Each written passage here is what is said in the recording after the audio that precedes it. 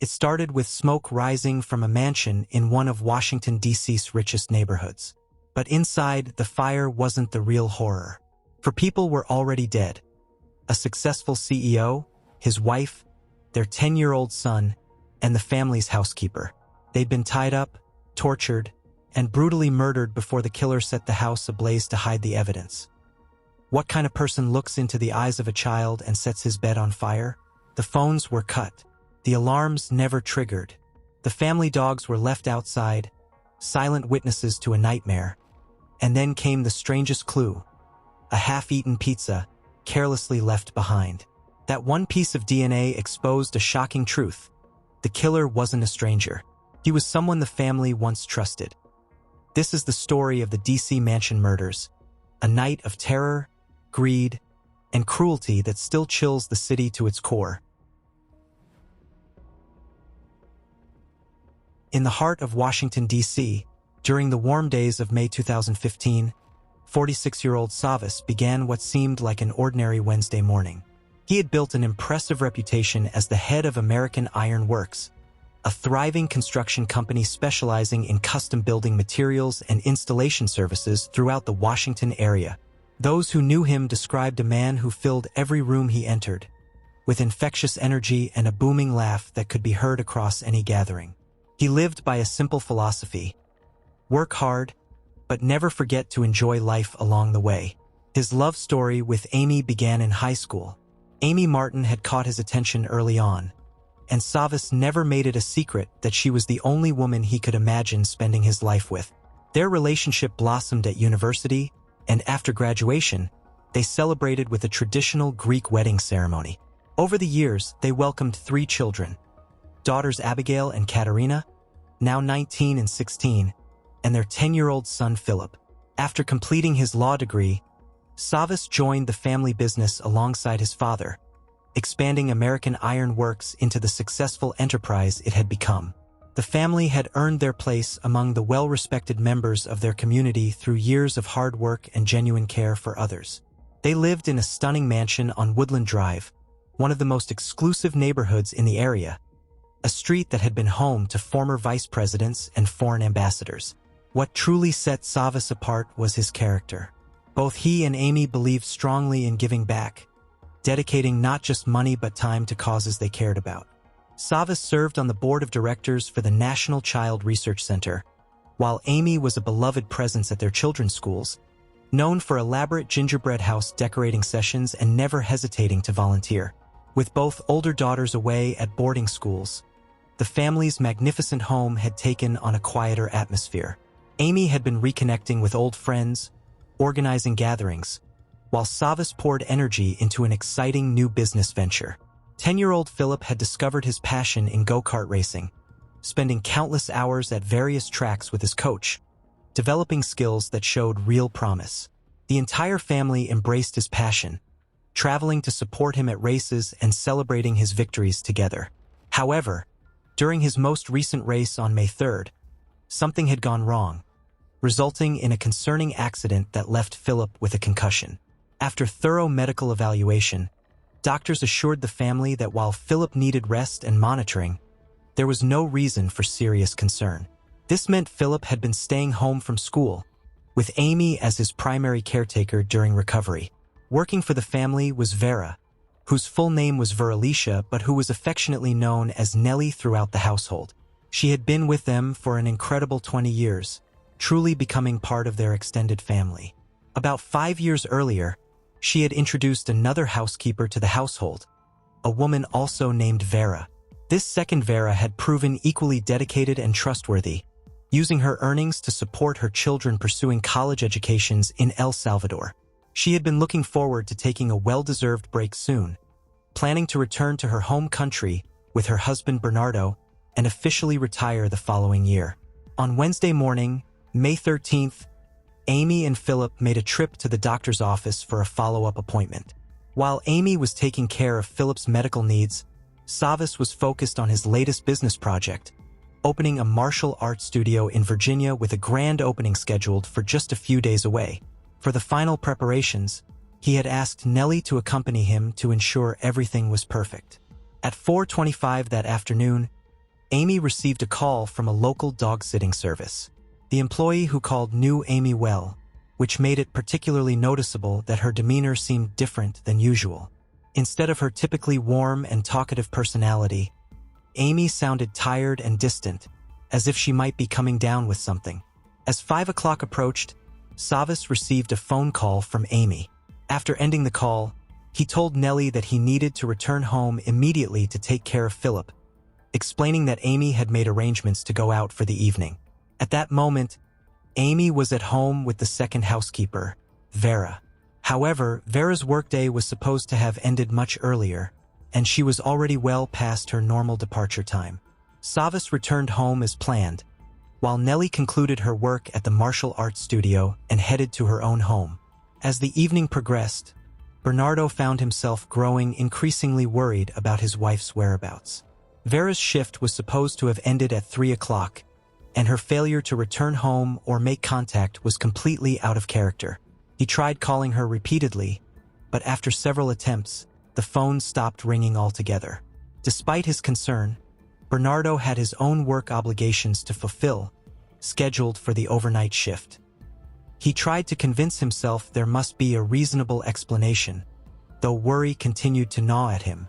Just before 6 o'clock that evening, the security company monitoring the mansion's alarm system received an automated alert indicating that glass had been broken somewhere on the property. However, when they investigated, everything appeared normal. Savas himself spoke with representatives, asking specific questions about how he could access recorded footage from their surveillance system. Following this security call, Savas attempted to reach his personal assistant and driver, Jordan Wallace, who had been working for him for only a couple of months. When Jordan didn't answer, Savas left a detailed voicemail instructing him to retrieve a specific package from the American Iron Works offices for delivery the following morning. At 9 o'clock, Amy made a call to a local Domino's pizza location, ordering 2 pepperoni pizzas and paying over the phone. Before ending the call, she gave specific instructions that would later seem significant.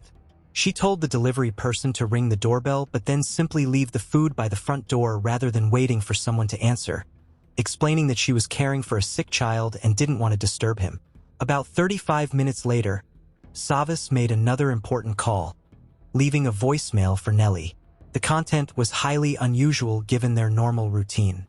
He told Nellie not to come to work the next day as planned, explaining that Amy had become ill and that Vera had offered to stay overnight to help care for her, something that had never happened before. He mentioned that Vera's phone battery had died and they didn't have the right charger, which was why he was calling himself. He asked Nellie to send a text confirming she received the message. When the Domino's driver arrived, he followed Amy's instructions exactly, placing the pizza boxes by the front door and finding an envelope with his tip near the doormat. As he completed the delivery, he couldn't help but notice several unusual details. The porch light was on, but the interior appeared completely dark. More notably, the entire property seemed unusually quiet, with no sounds of conversation, television, or any typical household activity. The driver collected his payment and continued with his deliveries, having no way of knowing something horrific was unfolding inside. Savas made another call to Jordan with a very unusual and urgent request. He needed $40,000 in cash withdrawn from the company's accounts immediately and delivered to Jordan as quickly as possible. This was an extraordinary amount on such short notice. Jordan collected both the original package and the substantial cash, then set off toward the mansion. However, Savas's instructions were quite specific and different from normal procedures. Rather than knocking on the door, Savas told Jordan to simply place both items inside one of the family sports cars in the driveway. He also told Jordan not to attempt contact with anyone in the house, explaining he would be busy with conference calls. Instead, Jordan should proceed to the martial arts studio, where Savas would meet him shortly. As the following morning dawned, neighbors noticed something unusual. All the family's vehicles remained parked in the driveway, distinctly different from their normal pattern. When 9:30 arrived, Bernardo finally returned home from his overnight shift, hoping to find Vera waiting. Instead, he discovered she still hadn't returned. What had been concern transformed into full panic. Unable to wait any longer, Bernardo drove directly to the mansion to find out what was happening. Just before 10 o'clock, Nellie received a text from Amy stating clearly that she should not come to work that day. This arrived almost the exact moment Nellie was listening to Savas's voicemail for the first time. As she listened carefully, she immediately noticed things that seemed wrong. Savas's voice sounded unusually strained and nervous, completely different from his normal confident tone.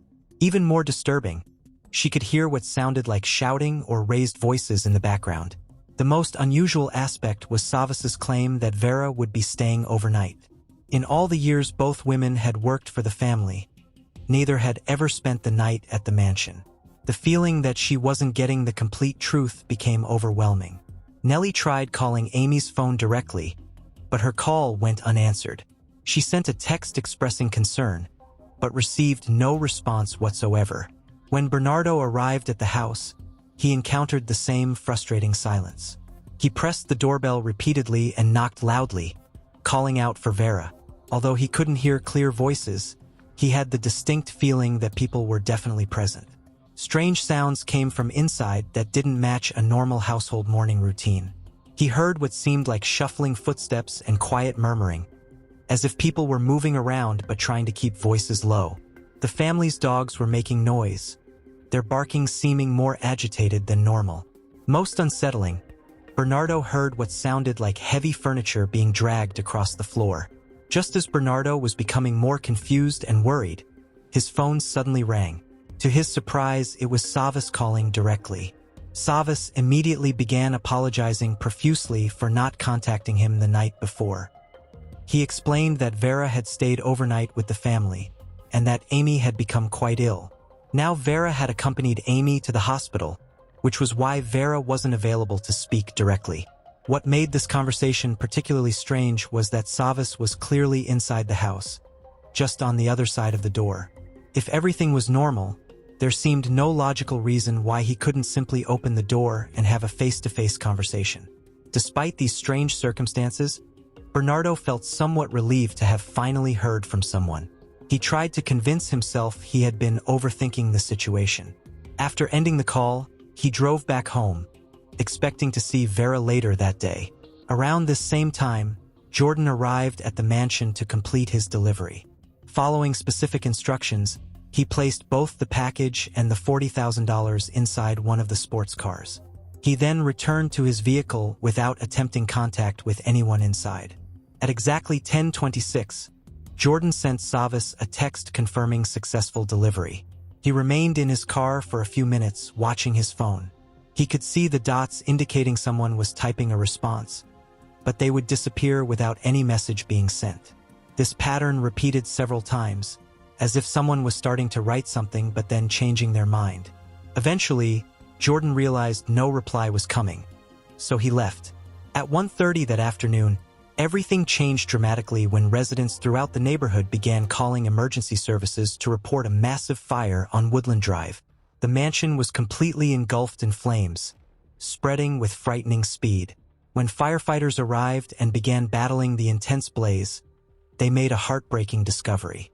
The family's dogs had somehow managed to escape and were found outside, distressed but not physically injured. However, as firefighters worked to control the flames and eventually gained access to the interior, they found 4 people inside. In one bedroom, they discovered Savas, Amy, and Vera. In an adjacent room, they found 10-year-old Philip. The condition of Philip's body was so severely damaged that responding personnel initially couldn't even determine basic identifying information. Savas, Amy, and Philip were all found deceased. However, Vera was discovered still alive, though barely clinging to life with horrific injuries. Emergency personnel rushed her to the hospital immediately, where doctors worked desperately to save her. Despite their best efforts and advanced medical care, Vera's injuries were too severe, and she passed away from the trauma she had endured. The medical examinations that followed revealed the full horror. All 4 victims had been subjected to brutal physical assault using a baseball bat. They had been suffocated and strangled. They had been tied up and restrained. Each had also been stabbed with sharp weapons. The specific injuries to Savas and Amy were determined to be from both blunt force trauma and sharp force trauma. indicating they had been beaten and stabbed repeatedly. Philip had endured these same injuries, and had additionally been attacked with what appeared to be a samurai sword. Most tragically, evidence suggested Philip may have still been alive when the fire was started in his bedroom, meaning he may have died from the flames rather than from his other injuries, though his condition was too severely damaged to reach a definitive conclusion. Investigation revealed that all 4 victims had been doused with gasoline before the fire was set. The blaze had been deliberately started in Philip's bedroom and allowed to spread throughout the house. Both Amy and Vera were found with residue from duct tape on their wrists, indicating they had been bound during their ordeal. Savas showed evidence of having been restrained as well, possibly with zip ties. The autopsy results confirmed that everyone in that house had been systematically tortured over an extended period. The level of violence and cruelty was difficult even for experienced professionals to process. The community was left searching for answers that seemed impossible to find. Law enforcement provided very little information about possible motives or suspects. Crime scene investigators immediately began focusing on the security system. Multiple surveillance cameras had been installed around the property, but investigators believed whoever was responsible had deliberately disabled these cameras. This suggested the perpetrators were familiar with the family's security setup and routines, leading investigators to believe this was not a random attack. Physical evidence began to tell the story. A single window on the side of the house had been broken, apparently serving as the entry point. The telephone lines had been deliberately cut, preventing victims from calling for help. A boot print was discovered on one of the doors, suggesting it had been kicked in during the attack. This footprint didn't match boots worn by firefighters, confirming it was related to the original crime. Investigators also found a knife wedged into the broken window frame, apparently used to prop the window open and provide a way to observe the driveway. Perhaps most significantly, the computer storing all recorded footage from the home's surveillance system had been completely removed from its location in the attic. While the keyboard and wires remained, the actual computer had been stolen and would never be recovered. This represented crucial evidence that could have provided definitive answers about who was responsible. Most neighbors reported they hadn't seen or heard anything unusual. However, a few residents provided important information. Around noon on the day of the fire, approximately 90 minutes before the house went up in flames, a couple of neighbors reported seeing a middle-aged black man with dreadlocks entering the family's garage area. What was particularly notable was that the man didn't appear to be forcing his way in. The door seemed to open easily, suggesting either he had legitimate access or someone inside was cooperating under duress. Another crucial piece of evidence was the disappearance of one of the family's vehicles. A blue 2008 Porsche registered to the family had been visible in the driveway earlier but was nowhere to be found after the fire began. Traffic cameras captured footage of this Porsche traveling east toward Maryland shortly after the mansion began burning, strongly suggesting it had been used as a getaway vehicle. Law enforcement eventually located the missing Porsche, but it had been deliberately set on fire in the back of a church parking lot. Surveillance footage from the church showed a figure running away from the burning vehicle, dressed in dark clothing and carrying what appeared to be a white box. Unfortunately, the quality of the footage made it impossible to identify specific details about this person. When investigators examined the burned Porsche, they made an important discovery.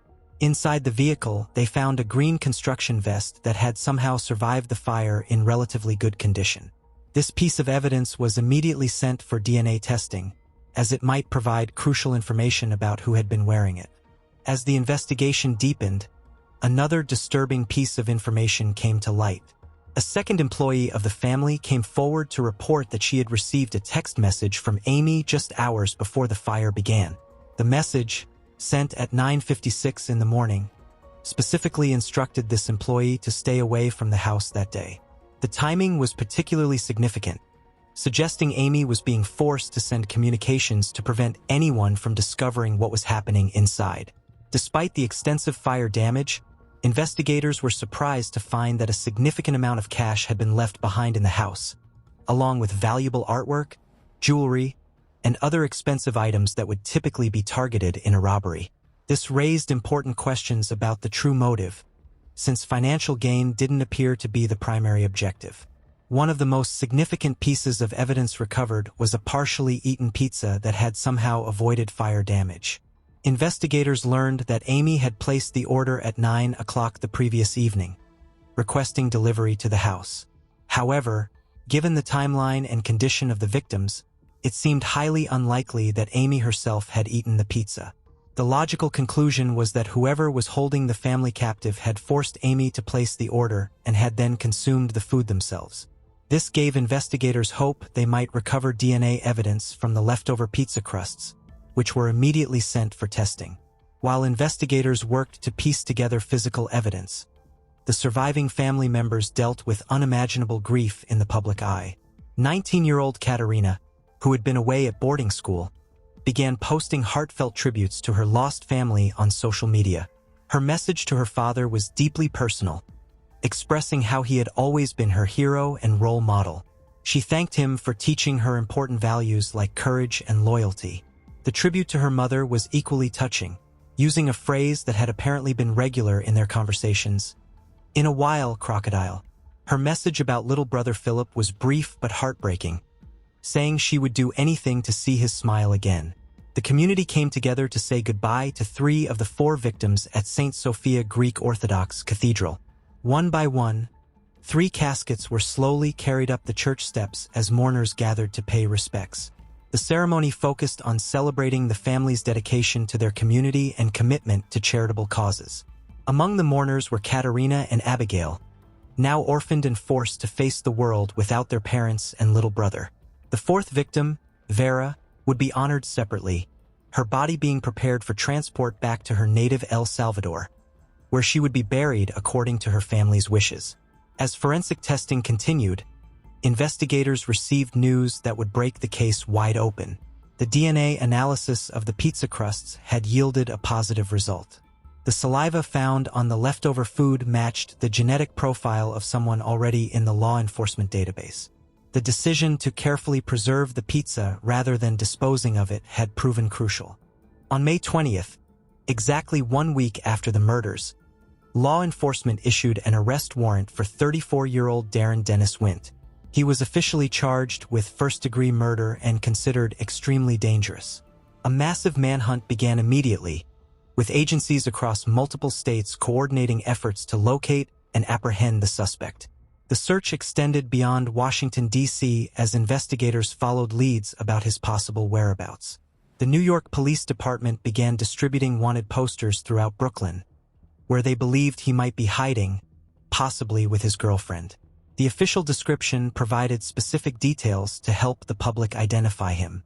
Darren was described as a black male with dark complexion, approximately 5 feet 7 inches tall, weighing around 155 pounds. The last confirmed sighting had him wearing blue jeans, a blue hooded sweatshirt, and white tennis shoes. Specialized fugitive task forces searched multiple locations throughout Maryland, following up on tips and information. Based on recent intelligence, investigators believed he had fled to the Brooklyn area, prompting New York Police Department involvement. The DNA evidence against Darren was overwhelming and found in multiple locations. His genetic material had been recovered from the knife wedged in the window frame, from locations inside the house, and from the green construction vest found in the burned Porsche. The fact that his DNA was present in so many places made it virtually impossible to claim he hadn't been involved. The location where the Porsche was found burning also provided additional evidence. The church parking lot was only a 2-minute walk from an apartment complex where Darren had previously lived, suggesting he chose this location because he was familiar with the area. As investigators dug deeper into Darren's background, they uncovered information providing a possible motive. About 10 years earlier, Darren had been employed as a welder at Savis's company, American Iron Works.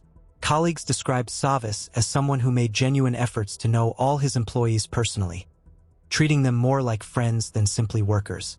Darren had initially been one of these employees, but his employment came to an abrupt end when he was terminated for threatening a coworker with a knife.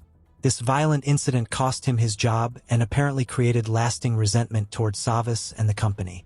After losing his position, Darren struggled to maintain steady employment. In 2008 and 2009, he actually contacted the company asking to be given a second chance and rehired. However, given the circumstances of his termination and the threat against another employee, the company refused to bring him back. In addition to his work at the company, Darren had also occasionally performed maintenance and repair work around the family's mansion. This meant he was familiar with the layout of the house, the family's routines, and their security systems, giving him significant advantages in planning and carrying out the attack. Just one day after the warrant was announced publicly, at 11 o'clock in the evening, authorities finally tracked him down. He was found in a truck traveling with 3 other people, having been on the run since seeing his name and photograph broadcast on news programs. During his time as a fugitive, Darren had gone to extraordinary lengths to evade capture, even taking a taxi from Washington, D.C. to New York City. However, his own girlfriend ultimately played a role in his capture when she contacted police to inform them of his possible whereabouts. When officers apprehended Darren, they made an interesting discovery inside the vehicle. $100 bills were scattered throughout the truck, suggesting he still had access to significant cash, possibly from the $40,000 delivered to the mansion. After an intensive 48-hour manhunt covering more than 400 miles, United States Marshals finally located Darren at a Howard Johnson hotel in College Park, Maryland. He had checked into room 412, just a few miles from the scene of the original crime. The proximity of his hiding place to the mansion suggested either poor planning or a psychological compulsion to remain near where he had committed his crimes. Following his arrest, the surviving family members released a public statement expressing gratitude to law enforcement for their diligent work. While they acknowledged his arrest couldn't diminish their pain and grief, they hoped it would help restore a sense of safety and security to their neighborhood and community. Darren was formally charged with first-degree felony murder while armed and scheduled to appear in court. As investigators worked to reconstruct the timeline, they believed Darren had entered the mansion sometime around 3:30 in the afternoon on May 13th. The exact method he used to gain entry remained unclear. It was possible Amy had recognized him from his previous work around the house and admitted him willingly, or he might have forced his way inside through deception or intimidation. The knife found wedged in the window frame was believed to have been placed there after he'd already gained access, creating a vantage point to observe the driveway and watch for Jordan's arrival with the money. When Savas returned home that evening, expecting to care for his son while Amy went out, he instead walked into a nightmare scenario. Everyone in the house had already been taken captive and restrained by Darren. What followed was a 19-hour ordeal of torture and terror that would end with the deaths of all 4 victims. Despite the fact that the family cooperated fully with demands, never attempted to raise an alarm, and even arranged delivery of the $40,000 requested, Darren still chose to murder them in the most brutal manner possible. This decision to kill the victims even after receiving what he wanted demonstrated a level of cruelty and callousness difficult for investigators and prosecutors to comprehend. When Darren's case went to trial, he was charged with first-degree murder while armed and held without possibility of bail. Eventually, charges against him would expand to include 20 separate counts. However, Darren maintained his innocence and pleaded not guilty to all charges. His defense strategy centered around blaming his brothers, Daryl and Stephen, for the actual crimes. Darren claimed that while he had been present at the house, he remained in a separate room and was unaware of what his brothers were doing to the victims. This defense required the jury to believe he had somehow been oblivious to a 19-hour torture session taking place in the same house. Perhaps even more surprisingly, Darren's legal team attempted to challenge the DNA evidence that had been crucial in identifying him as the perpetrator. His lawyer made the remarkable argument that despite Darren's DNA being found on pizza crusts, this evidence should be dismissed because Darren supposedly didn't like pizza and never ate it. The defense went so far as to characterize DNA analysis as junk science, despite its well-established scientific validity and acceptance in courts throughout the world. However, legal experts pointed out the flaws in this defense strategy. Regardless of whether pizza was Darren's favorite food, the fact remained that his DNA had been found at multiple locations throughout the crime scene. The defense team struggled to provide any innocent explanation for why Darren's genetic material would be present in the victim's home, especially given his history as a disgruntled former employee who had previous conflicts with Savas. The prosecution emphasized that Darren had both motive and opportunity to commit these crimes. His termination from American Iron Works after threatening a coworker, his subsequent requests to be rehired, and his familiarity with the family's home and routines all contributed to a compelling case for his guilt. Additionally, his extensive criminal record, which included domestic violence and assault convictions, was entirely consistent with the type of violence inflicted on the victims. More than 3 years after the murders, in 2018, Darren's trial finally began. The 7-week proceeding featured numerous witnesses and expert testimony as prosecutors presented their case. One particularly important witness was the director of reservations at a pet boarding facility the family used regularly. She testified that on May 13th, her staff called the house at 3:14 in the afternoon to confirm an upcoming reservation.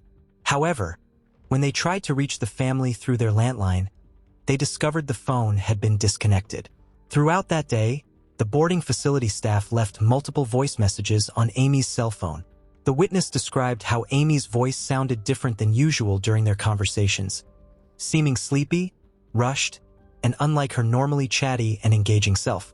Prosecutors argued this change in demeanor was evidence that she was already being held hostage and forced to participate in phone calls under duress.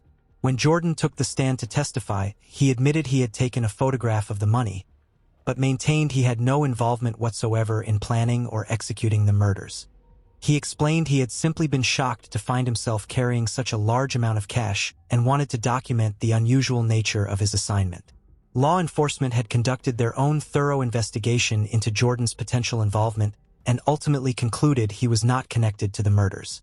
One of the most powerful pieces of evidence presented during trial was video footage taken inside the mansion in the days following the murders. This haunting footage gave the jury their first look at the interior of the home and the devastating aftermath. The images showed charred bedrooms and the burned remains of furniture, including the metal coils that were all that remained of the bed where 10-year-old Philip had been found. As the jury watched this disturbing footage, court observers noted that many people in the courtroom reacted with visible horror and emotion. However, Darren himself showed no reaction whatsoever as the images of destruction and death were displayed. His complete lack of emotional response was striking to those who witnessed it. When Darren took the witness stand in his own defense, he maintained his innocence while admitting to certain aspects of the prosecution's case.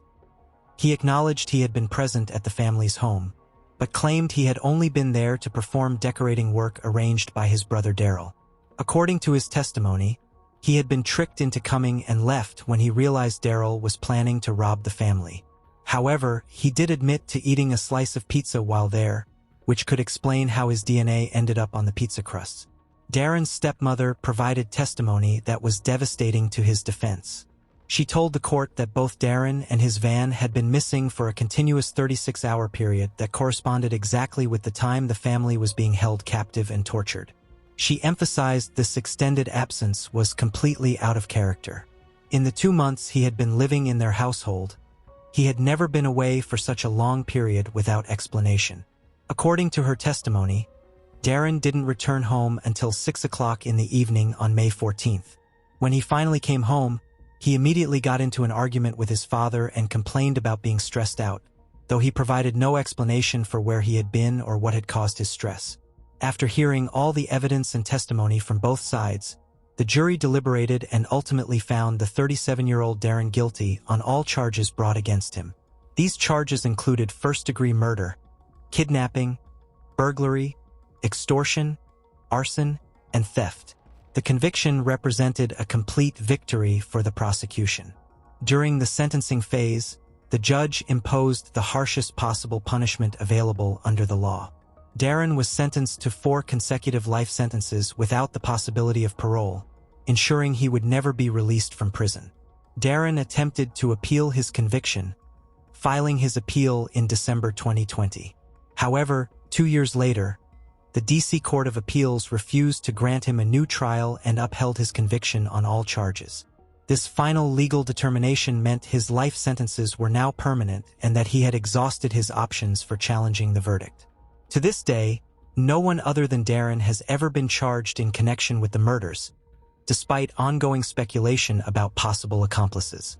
Darren himself has never provided any additional information about the crimes or named anyone else who might have been involved, maintaining his silence even after his conviction and sentencing.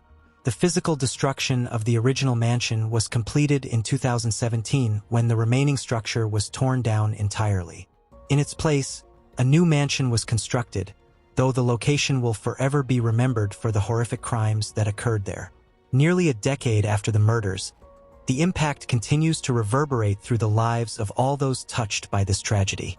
Savas, Amy, Vera, and Philip had been held captive and systematically tortured for almost 19 hours, and the full extent of their suffering may never be completely known. The surviving family members continue to live with the psychological aftermath of these events. Daughters Abigail and Katerina, Vera's husband Bernardo and their children, longtime housekeeper Nellie, assistant Jordan, and Savas's employees are all haunted by endless cycles of wondering whether they could have somehow known what was happening, whether they should have recognized warning signs, or whether different decisions might have saved the lives of their loved ones. These thoughts create an endless loop of guilt, grief, and second-guessing that may never fully resolve. The knowledge that their loved ones endured hours of torture and terror before their deaths adds an additional layer of anguish that will remain with the survivors for the rest of their lives.